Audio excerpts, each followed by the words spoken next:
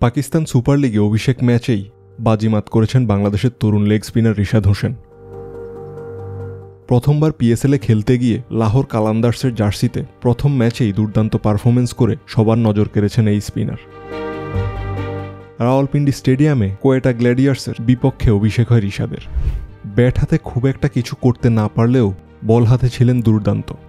4 ওভারে 31 রান দিয়ে তুলে নেন 3টি গুরুত্বপূর্ণ উইকেট। তার শিকার ছিলেন কোয়েটার বেশি রান করা ব্যাটার রেইলি রসু, মোহাম্মদ আমির ও আবরার আহমেদ।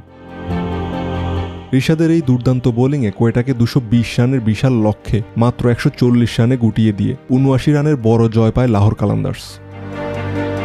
অভিজ্ঞ অলরাউন্ডার ডেভিড ওয়াইস, যিনি ইনজুরির কারণে একাদশে ছিলেন না, তিনি রিশাদের প্রশংসা করে বলেন, রশিদ খানের জায়গা পূরণ করা সহজ নয়, তবে রিশাদ এই চ্যালেঞ্জটা দারুণভাবে নিয়েছে।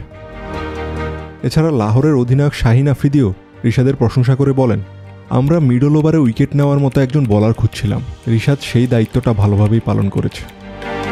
পরবর্তী ম্যাচে করাচি কিংসের বিপক্ষে মাঠে নামবে লাহোর কালান্দার্স। প্রথম ম্যাচের পারফরমেন্সের ভিত্তিতে রিশাদের একাদশে থাকার সম্ভাবনা সবচেয়ে বেশি।